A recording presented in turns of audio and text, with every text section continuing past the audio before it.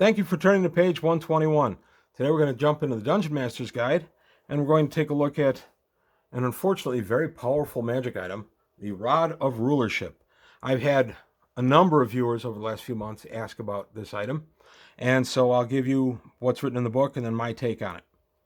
So it says, the individual who possesses this magic rod is able to exercise rulership, commanding the obedience and fealty of creatures within 120 feet when he activates the device. So it's a 120-foot radius.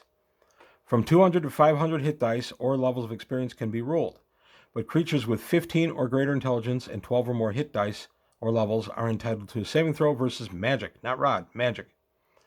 Ruled creatures will obey the wielder of the Rod of Rulership as if he or she were their absolute suzerain, but if some command given is absolutely contrary to the nature of the commanded, the magic will be broken.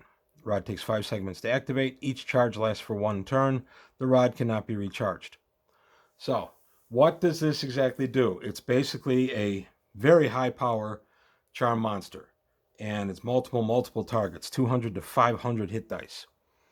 Now, interestingly, with the 200 to 500 hit dice, I think we're seeing a little peek into D&D's tabletop wargame roots, where you would actually just command a chunk of an enemy army into your service and then use them against their rivals in the same army and that kind of thing. And in fact, I have a Rod of Rulership active in my campaign, and my player Roy used his recently to do just that. They were infiltrating an army that was invading from the Horn Society, invading into the Kingdom of Furiandi, and they were there to try to find out the army's composition and what exactly their targets were going to be. So he had gone in under a head of disguise, disguised as an Orog, and walked into a large clump of the troops and activated the rod and had himself, I think I told him he got 300 hit dice worth of stuff in the radius, and he had them turn against their rivals over, various tribal rivals, right reason, things like that, and started a massive fight in there, then went to another section of the army, did the same thing, so on and so forth. That's why I don't recommend the rod. This can really shape your game, and it can shape it for the players. It's a really powerful item. It's, in my mind, it's actually an artifact. But this can really skew your game. It gives from 200 to 500 hit dice or experience levels, and as I said, that kind of touches the board war game roots of D&D. But the question becomes, can you do less than 200?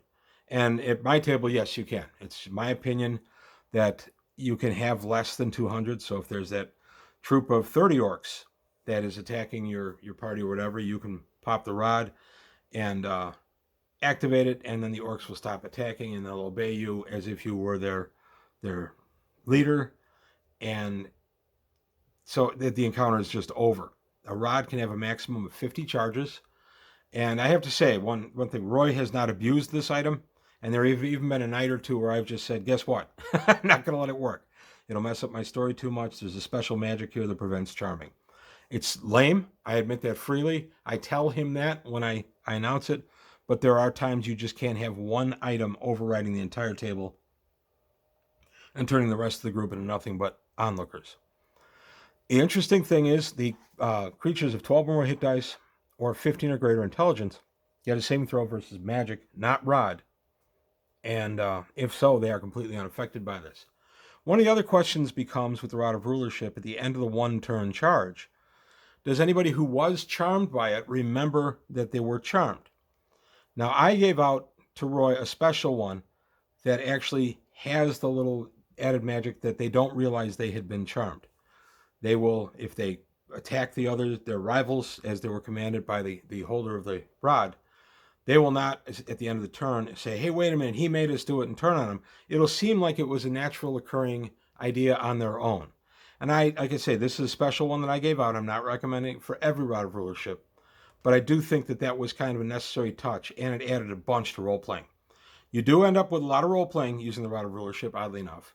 But you also end up with a lot of truncated encounters, because the wielder of the rod can just pull this out, activate a charge, and charm the opposition into helping him for at least a turn. If he wants to spend another charge, he can do so. I have the rod vibrate as the charge is wearing off. I am very friendly to my players. Rod of Rulership does not say anything about knowing when the charm wears off, so you could do it that way. There are a few ways to get under your player's skin with this item, but as far as actually giving one of these out, speaking as a DM who has one active at his table that still has about 35 charges on it, because like I said, Roy has not been abusive with it, but it's always there, always lurking. So my answer to when to give this out is don't. I would not give out another one of these. It's actually the one Roy has is the second one I've given out. The first one I gave out was back in the 80s, but the player left our game. It was at that club I used to play. He left our game, I think one more game, and he left. So I never got a chance to actually see it in play. Roy's had his now for about 10 years. And even though he's an experienced player and has not abused it, it's still not a magic item I like having in my campaign. And so my answer is don't give this guy out. If you're absolutely insisting on giving this guy out, I personally would not and did not give it out at less than 10th level. You don't want it to be the go-to at lower levels if players are only 5th or 6th level and you happen to give one of these out. You don't want this to become the go-to solution to every encounter because that gets boring for everybody. So there you have it. I'm going to take a quick look at how many experience points this guy brings you. The Rod of Rulership is worth 8,000 experience points and can be used by any player character class. So there you have it. Just a brief look at the Rod of Rulership out of the DMG. Use with caution, if at all. I rarely will just say, no, I'm not going to give out this particular magic item. This is one that I pretty much will never give out again. Or if I did, it would be for a very, very specific purpose in a campaign. But as far as having it running around in my regular Greyhawk campaign, no, that was a mistake made on my part. I'm not going to make my player pay for it, but I'm not going to be handing these out either. So there you have it. Let me know what you think. Maybe the Rod of Rulership isn't as difficult as an item to deal with as I'm thinking. Maybe there's lots of ways around it that I've not talked about. Let me know.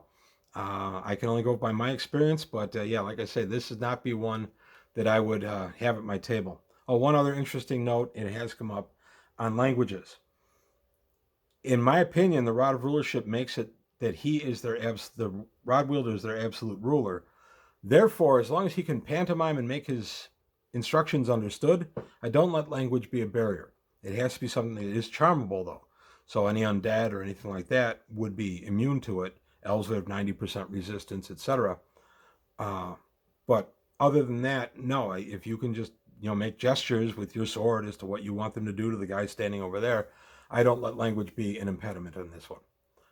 But that's all I've got today on page 121. I thank you for your time. Thanks for watching.